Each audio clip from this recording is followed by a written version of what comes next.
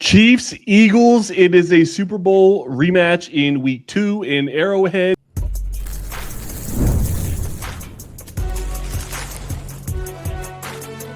You are Locked On NFL Crossover, part of the Locked On Podcast Network. Your team every day.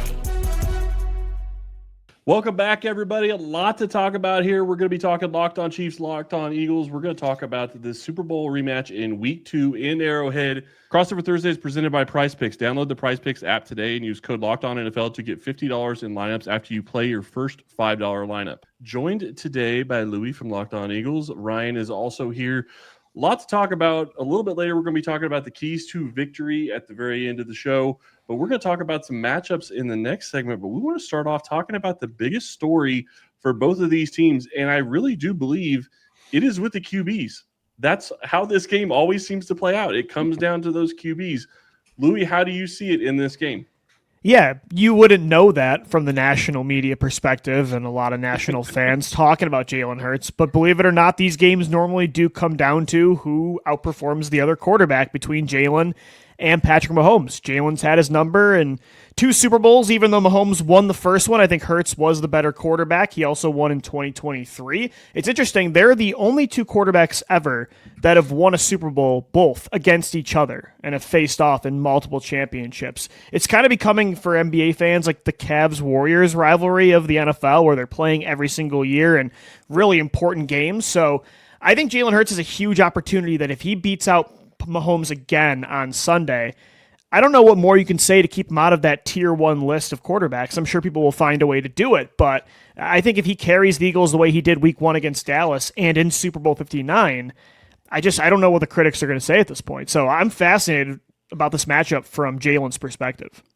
I think you're absolutely right. And it's about how he goes about the game. If he is less dependent on his legs, if they don't get in 7 tush-push situations, if it's an actual quarterback duel where it's about delivering the ball to receivers that have an opportunity to catch it, then I think it's a really interesting matchup. I'm just not sure the Chiefs are going to be able to put their receivers in as good a position to actually help their quarterback. So once again, much like the offensive line was in the Super Bowl, there's an apples to oranges comparison that I think keeps coming back into this because of the supporting cast. And I'm a Jalen fan. I was before he came out of the draft, and I do think it makes it a little bit more difficult to compare them. I'd like to just see a clean game where we can get an even tell on them. A clean game with no injuries, please. Can I ask that? That's what I want. I want a clean game. I want to see I'd love to see a high-scoring game in this one. I don't know that we'll see it. I think that both these teams showed inconsistency at times on offense last week. Obviously, Kansas City for sure did. But I thought even watching the Eagles play, they weren't consistent the way that you would expect a Super Bowl winner to be in the first week of the season, especially against a rival like the Dallas Cowboys. But you look at this game and you look how it's going to play out. And I agree with you, Louie. This is one of those situations where if he wins again, if Hurts finds a way to beat Mahomes again, you have to start wondering where are you going to put him in this conversation. Now, you can make an argument that the supporting casts are way different. Hurts has a little bit more talent around him. I don't think that there's going to be an argument that you can't really say that that's not true. But you look at this game, and it's just one of those things where Kansas City is now in a situation where they are 0-1 going into play the Eagles. If they go to 0-2, that does become a problem.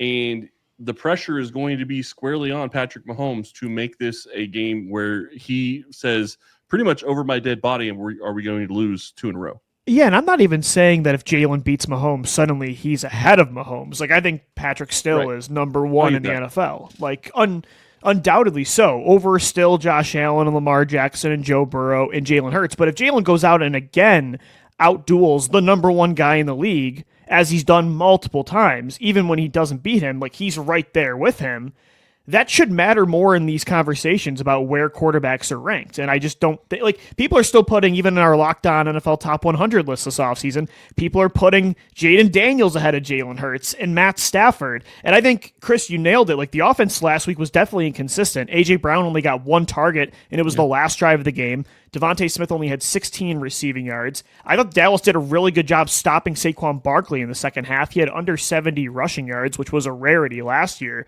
the only real positive, consistent part of that offense last week was Jalen Hurts carrying the football team, making plays outside of structure with his legs when nobody was open. That's how the first 2 rushing touchdowns happened. It was kind of a mini first half shootout, and yet I still don't think he got enough credit because he only threw for 153 passing yards. So I would love to see him go out there this week and put up the numbers in a win on the road. Because, again, I just think that'll continue to help the narrative that he is an elite quarterback. So I think there's a lot riding on this for Hurts from an individual perspective. But like you guys said for the Chiefs, like this is rare territory. I mean, going down 0-2 to start a season is not like the Mahomes-Reed era. No, it's definitely not. And it'd be something that I think would be a precedent you don't want to set, but you got to live off of. That's got to push you forward. And I like this rivalry between the 2 quarterbacks because it continues to push. I feel like maybe more so than some other times Mahomes has been on stage at a pre-Super Bowl media event. I feel like there's a lot of camaraderie and mutual respect there. And I think that totally agree. Fed upon. But the thing for me, I actually feel the opposite in terms of performance. I want Jalen to put up 250 yards. That's what I'm looking for. Because if he does that, it means he didn't run it in 4 times and he's not tearing them up on the ground. And for me, that's what I think is the driver that moves the offense against this Chiefs defense. If they can keep him to the fact that they're going to give up pass yards and they can keep him in particular out of the end zone, it means he's got to work as a true pocket quarterback. And I think that's the way that Mahomes can actually stay out front a little bit, maybe put up a few more points. We'll see what that defensive front looks like. Yeah, and I will say this, when you start looking at how this is going to play out, I agree with you completely that it is a scenario where if Hurts comes out and plays, and I'm not trying to take anything away from the guy, but if he comes out and plays and wins with his legs, it doesn't say the same thing as him coming out and playing like a normal quarterback and coming out and throwing for 250, 300 yards. I understand it's not the game of football today. You're going to use your legs as a quarterback. I get that. I'm not trying to take that away from him. But it's a different conversation, whether it's fair or not. Can I ask why? Production to me is production. I think Lamar Jackson, we don't knock his mobile production or Josh Allen, but for some reason with Jalen, the rushing, even Cam Newton back in the day wasn't putting up 4,000 plus passing yards every year, but everybody said he was an elite player. I'm just curious why the rules for Jalen are different than other quarterbacks. I'm not saying that they should be. I'm simply stating that that's the way it seems to be. Because no, I agree with you. I was genuinely asking. I'm curious why people form it that way. I wish I had a great answer for you because the reality is like you're right. Production's what matters. Wins matter as much as people say that QB wins doesn't matter. That's what people are judged on. It may not be fair, but that becomes reality. As you look at who is the most winning quarterback of all time, that's who you think is the most successful quarterback. It doesn't necessarily matter if he threw for 5,000 yards or not. Yeah, and real quick to just kind of wrap things up for at least my perspective on the quarterback thing. I totally agree with you. Like, if a player was clearly a product of his system and was not elevating a football team, I would call them a system quarterback. Like, Brock Purdy is somebody that I kind of put in that tier, whereas Jalen Hurts I don't think belongs there because although you're right about how people shape his rushing production versus passing, he is still elevating the team and carrying them through his legs. Like last week, I think it's a foregone conclusion if you watch that game, they won because of Jalen Hurts. Was it through the air? No. But you still won because of your quarterback, so why does it matter how in the modern day NFL? I just think it's interesting. But yeah, I don't know. It's a fascinating matchup. I think Pat Mahomes does a lot of things like that are similar to what Jalen does. Great. That Mahomes gets credit for and Jalen gets knocked for. So I don't know. I just clearly, as you guys can tell, I have very passionate feelings about this, but I just think quarterback narratives and dialogue right now is just the rules are always different, and it's very fascinating to me. It's depending on the fan base as well, and everybody's going to turn a little bit. You could tell I've been on Chargers Twitter too much the last few weeks. Yeah, no one as you guys did last week. That's a dark place to go, sir. Yeah. That's going to so when we get back, we're going to be talking about the matchups that are going to be a key in this game in the Super Bowl rematch for the Chiefs and the Eagles right after this. Mazda crafts cars for those who do more than simply move. Mazda delivers confidence with every ride with more IHS Top Safety Plus pick awards than anyone else. As of August 25, from footwork to breathwork, athletes sweat all the details. Mazda brings the same intention to how we craft every model. You can feel Japanese craftsmanship in every detail, from the metallic accents to available Napa leather upholstery. Like our players, we sweat every detail as well, because when you make every move count, impossible becomes irrelevant. Mazda, move and be moved. Time to fuel up and turn it up with 5-Hour Energy Transfusion. This grape, ginger, and lime flavored shot brings the iconic taste of a golf course favorite with a non-alcoholic boost. Perfect for sinking birdies or making great memories with your friends. It's a hole-in-one for your energy game, whether you're trying it out on the course or you just need a little extra boost to get through your day. 5-Hour Energy Transfusion delivers the clubhouse flavor that you love without ever leaving the green. If you have to leave the green, like somebody like me, a beginner out on that course that gets asked to leave when you make a birdie on a par 4 going off of someone else's cart, sometimes you need that little lift of energy to get through the rest of what is a bad day. Golf is all about good times and good people and good flavors. The grape, ginger, lime flavor of 5-Hour Energy Transfusion gives you the best parts for your clubhouse go-to without leaving the course or chasing down the bev cart. Now you can amp up the fun even more. Just buy, snap, and enter for a chance to win a dream golf trip for 2 to any golf tournament in the USA. Tee up that trip. It's 5hewin.com for rules and to enter. No purchase necessary. Excludes the Masters tournament. It ends October 31st. Matchups. This is going to be the key to who is going to have a chance to win this game. And Louie, we talked about this beforehand. Your big one was looking at the edges against a rookie left tackle. I'm really curious as to see how that's going to play out, but who specifically are you looking at? Yeah, I'm specifically looking at on that left-hand side of the Kansas City Chiefs offensive line with a rookie Simmons, who I really liked coming out of Ohio State. He's going to be going up against, I think, the majority of the time, Jalix Hunt, as Nolan Smith plays primarily on the right side of the defensive line. Jalix Hunt in year 2, a first-time starter, had a great Super Bowl against the Kansas City Chiefs in New Orleans for Super Bowl 59. Thought he had a good start to the season against Dallas. I think also with Zadarius Smith now being signed, he'll be in the mix as well in the rotation. Josh Uche, former Kansas City Chief, actually had the highest pass rush win rate of any edge week 1, and he played on the left side too. I know you guys are shaking your head because he was a healthy scratch right now for KC. Yeah, I mean, he looked great, at least it was only one game, but he looked great. I'm just looking at that matchup because the key to beating Patrick Mahomes, as they did in the championship, was getting to him, but not just getting to him, getting him on the ground. Last week, their pass rush was really good, but they were not able to sack Dak Prescott once. He was able to escape and make plays outside of structure. So they can't let Mahomes do the same thing because, I mean, you've got Allen and Lamar are great at this and Jalen Hurts too, but still nobody is as good as Mahomes outside of structure, in my opinion, when a play breaks down of making something happen than number 15. So you have to get to him, but you also have to finish, or else even without the receivers that everybody's banged up right now, it feels like in KC outside of Hollywood Brown, he's still going to make you pay. So that's why I'm specifically looking at that matchup. And because it is a rookie on the left-hand side, excuse me, I'm just more fascinated by that part of the matchup. I don't blame you a bit. I think that's a premier position against a premier position that is new to both the defense and the offense. Right. So I think with Smith in particular, and in knowing that what the Chiefs recruited, they try to get athletic tackles. One of them on the opposite side has a tendency to try to get out of the hole early, which I am absolutely astonished is not what we're talking about right now, because I think the rookie held up really well in his first meeting, and he does handle speed pretty well. We're going to see how he handles speed to power. We'll see how that goes. But I like that matchup, and I'm really, really excited that we both picked matchups in the trenches, because for me, it's also on that type of lineup on the other side. Landon Dickerson beat up a limited participant, right? Both might be playing for him against Chris Jones. No matter what you're doing, you're up for a tough day. That just made it that much harder. And quite frankly, Chris screwed up in the last ball game. He owned it, and he's got to go make up for it. He is coming out at top Chris Jones as far as I can tell. And that is a good matchup for the Kansas City Chiefs, but it's not enough. As you said, and we talked about earlier, what Jalen can do when he breaks the pocket, nothing to forget about. And Chris Jones is only one player. George Karlaftis has to play with better contain. They have to have a third pass rusher emerge. We don't know who it is. Mike Down, Charles Omenihu, absentee last week.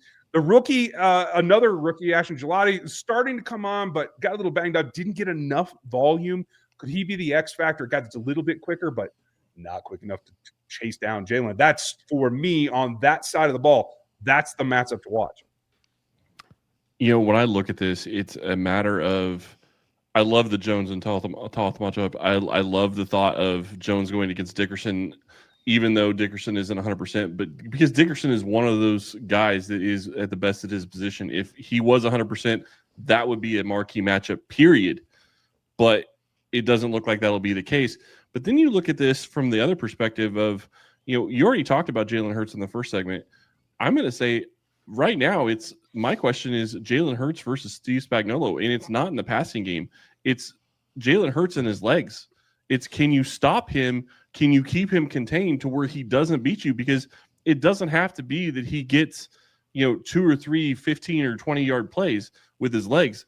All it has to be is, can he get out of the pocket and get a first down? Even if it's just 4 or 5 yards, it doesn't matter. That kills you as a defense if you can't keep the quarterback in the pocket. So it's a question of, how do you contain this potent Phillies offense? Or, sorry, not Phillies, Eagles offense. I apologize. The Philly offense with Jalen Hurts as their quarterback.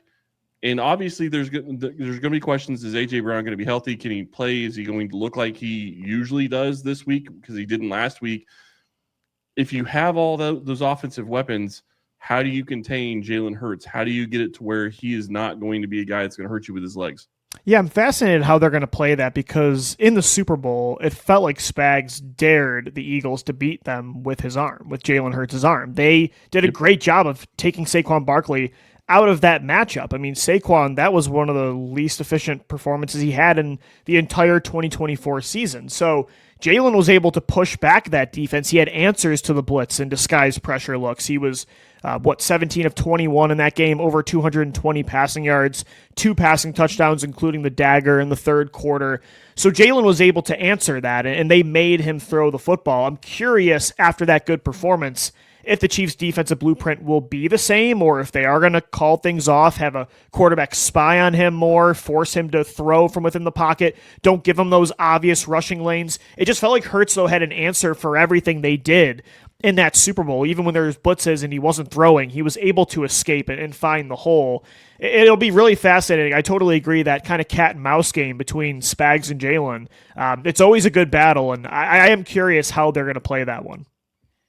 It's a 3-safety set that I think is going to come into play pretty predominantly. Whether Jamar Connor's lined up in the nickel or they're bringing Hicks down, that'll be part of it. So it might not necessarily be a linebacker matchup that you're looking for. Right. But Tranquil and Chanel, we know that they have their certain capabilities. I think for Jalen, it's probably going to be trying to escape up the middle, take what he can, and advantage there, and then kind of break for the outside. We'll see how that comes. And that's where he made most of his money in that Super Bowl. When escaping, you're right, it was through the middle of the field. So that'll be a key. Do you have another big matchup that you're looking at, Louie? I'm thinking, too, the rookie linebacker Jihad Campbell and Zach Baun against Travis Kelce. I mean, I think Travis Kelce obviously isn't who he used to be, but still a very effective tight end. And Jihad Campbell had a great debut week 1, had the highest grade, according to Pro Football Focus, of any defender in that matchup. But I would still say, of all the things he does great, coverage is still the thing he's the farthest behind, I would say. So going up against maybe the best route running tight end of all time, naturally is going to be interesting matchups to watch, especially too because outside of Kelce, like Mahomes has Hollywood Brown and Juju Smith-Schuster. If Worthy's playing, it's, a really banged up shoulder, right? If he's even ready to go. And Rashee Rice, we know, is out. So Kelce obviously is the go-to guy. So I'm looking at those linebackers against Kelce too, specifically when Campbell's on him, because that's a really big test for the rookie. Wide receivers, Kansas City Chiefs wide receivers versus the Philly corners, and it's not really a specific one because there's so many different things. It should be a Dory Jackson. He was terrible last week. I agree with you, but the problem is you don't have a great answer at the wide receiver position for the Chiefs either. So it's one of those things where it's like, I think I can get open against a Dory Jackson though. Just saying. That's probably fair, and I hope that they take advantage of that because that is going to be something to definitely watch in this game. How does Kansas City's receivers attack without Rashee Rice, without Xavier Worthy? Because I can't see Worthy playing in this game. We're going to talk about how these teams win this game right after this. The NFL season is on us, and FanDuel is making sure that you're getting ready for kickoff with a can't-miss offer. Right now, new customers can bet just $5, and if that bet wins, You get $300 in bonus bets to use across the app. I love using FanDuel because it's all in one place, and the app is super simple to get after. Whether I want to do something ahead of time, put together a parlay or whatever I'm looking for, jumping in live is even an option. It makes life one-stop shopping to get into the action. So if you're ready and you are ready to play, get in there, download the FanDuel app right now by visiting FanDuel.com to get started. And that's FanDuel.com to place your first $5 bet to get that 300 bonus bets. Check it out at FanDuel.com.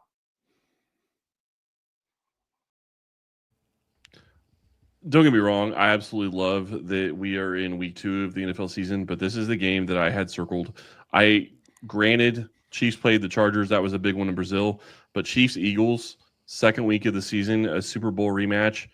This is what is going to show you who has the opportunity to go back to, challenge for another Super Bowl. If Kansas City falls to 0-2, that is a huge disadvantage to them. How do the Eagles beat the Chiefs this time around? Again, Louie. Yeah. I think it's honestly, and I hate to beat a dead horse, but it's the same blueprint as how you won the Super Bowl. You need to win with the pass, and you need to win against the pass. I think the Chiefs are going to double down yet again and try to stop Saquon Barkley, have a lot of stacked boxes. The Eagles played with a lot of reduced splits last game, so it was easy for the Cowboys to really get close to the line of scrimmage and not be spread out. If they do that again, I think Spags is going to say, let's see you do it again, Jalen Hurts. Let's see you beat me as a passer inside the pocket. I'm going to throw different pressures your way. I think Dallas did that after the lightning delay, and they had a lot of success. They threw some corner blitzes at Jalen. The offensive line struggled to pick it up. I think he's going to have to win again by pushing the defense back by throwing. He's going to have to throw more to A.J. Brown. A.J. Brown cannot touch the football only once, and it was the final drive. If they're going to win this matchup, Devontae Smith has to have more than 16 passing yards, especially Dallas Goedert. I don't know if he's going to end up playing in this game. He's got a knee injury that he's battling. So they got to win with the pass and win against the pass because Kansas City, number 15, is still there under center in shotgun. And I think if you can get to Patrick Mahomes, you can win the game. But if he's making plays outside of structure, kind of like he was heating up in the second half last week, that's going to be a close one. I think the Chiefs, what you saw last week, even in a loss, is they're still able to really stop the run, and Mahomes can make things happen. So I think you got to win with the pass and win against the pass. I'll flip that for you too, because I think one of the most important aspects of this for Spagnuolo is to figure out the left-hand side of his defense. Because, and you correct me if I'm wrong, because as I watched that game, more and more it was Jalen throwing right. Everybody seemed to be catching balls to the right. There's no Trent McDuffie over, at least normally there is not. He's going to man the other side. So who is their left corner? Can they get play out of Jalen Watson, out of Noah Williams, the rookie? Possibly. We don't know. CRW was off the map in week 1. You might even get reps out of him. They have to find an answer to defend that portion of the field in order to stop Jalen and maybe make him look somewhere else. I expect them to attack really heavily out the gate. The first 15 should be pointed to that opposite corner very often. If they can find a way to stop that, I think that sets them up for the rest of the game, but that's not the only key. You talk about stopping the pass and playing the pass. I'm going to look at it from the perspective of, and I'm going to take Ryan's on this one a little bit. Yeah, they have to run. The Chiefs have to run. I'm not saying they have to run the ball, 30 times, but they have to be consistent. They have to establish a running game because looking at this offense, this offensive line has some road graders on it. It has some people that can get out and block in the running game. But you also are in a situation where with all the injuries at wide receiver and with the fact that you have Hollywood Brown as your number 1 wide receiver right now, probably for the next 2 or 3 weeks at least, you can't put him in a situation where he's going to have to get 15 targets a game because then he's not going to be healthy and your number 1 wide receiver is Juju Smith-Schuster. That is not what you want if you're Kansas City. They have to establish the run in this game, and they have to be able to stop Saquon Barkley. I think that they will try to do that. The question is, can they do that? They're not going to have the same defenders that they had the last time they played Saquon. And if you look at the offense that Philly should be able to run with the wide receivers that they have, they're not going to be able to stack the box as you would want to be able to stop Saquon Barkley. So to me, the running game in both for the Chiefs and the Eagles is going to be a huge key in this game. Yeah, the good thing is for the Eagles, Jalen Carter is playing in this football matchup. Yep. He is not going to be suspended. The NFL fined him $57,000, which is for him a game check. They basically said he was suspended against Dallas because he didn't play it down. So they do get their best defensive tackle back. But I will say, like Javonte Williams and Miles Sanders, for as bad as I think that Cowboys running attack is going to be this year, they did have success in the first quarter. Javonte Williams had 2 rushing touchdowns. Miles Sanders, before a bad fumble, had a huge rushing attempt for like 40-plus yards in the third quarter. So the Eagles actually uncharacteristically gave up some yards in the run, but Jalen Carter coming back is obviously going to be huge for that. I think that's a good one to point to, and I appreciate you both for talking X's and O's. I think that's normally what we do here, but I need to depart for that for a minute because in the end, both in February and last week, this team just didn't show up. You didn't show a backbone. You got to let it all hang out. You got to find where your spine and your pride is and use it. And that's right now, Andy Reid is going to take all the heat. Say, I didn't get these guys prepared. It's the players that go play. And you can't show out like that again. You can't show up and let the Eagles knock you into the dirt yet again. So for me, it's do you bow up? Will you take on that? And maybe you're right. Maybe they are a little bit more susceptible to the run. Will you take that on yourself and run the damn ball more? That's what we have to get to. And I know I had to get it in there because Chris already stole my thunder on that particular topic. But it's more about how they go about it than necessarily what they go about. That's fair, yeah. Ryan hates it when I talk about the running game and he doesn't get the chance to. But I get it on both sides. I mean, you look at this, and Kansas City's offense and defense to an extent didn't show up in week 1, and you absolutely cannot do that playing the world champions. And not only are you playing the world champions, you're playing a team that stole a chance of going down in NFL lore from you. And they didn't just beat you, they whooped you. 40-6. I refuse to believe the real score. It's 40-6. Easy now. You don't have enough? Is that what you're telling me? Sorry, my bad. You're right. Hey, we all got rings here, right? There is respect. Yeah, right. You were even saying it earlier. I think these teams respect. I don't know if there's really like bad blood between the teams. So it's a fun rivalry. It's not like Cowboys Eagles. That's no, for sure. you don't. Definitely not. You definitely don't get this a lot in the NFL, where these like out of conference rivalries. It's very NBA kind of, in my opinion. So it's kind of neat to see. And like I said, like the Jalen Hurts Mahomes thing, like you don't really get that often either, where guys are constantly going at it in big games and championships. So you get that a lot in like the AFC, Brady versus Mahomes, even Brady versus Manning, Allen versus Mahomes. But to have it outside of the conference is kind of neat. It's going to be a fun game. I absolutely cannot wait for this game. It's going to be a lot of fun to watch. It's going to be a lot of fun to talk about afterwards. Louie, thank you so much for coming on. Really appreciate this. Always love doing the crossovers with you. That is going to be it for us today. Thank you all for listening. We will talk to you tomorrow.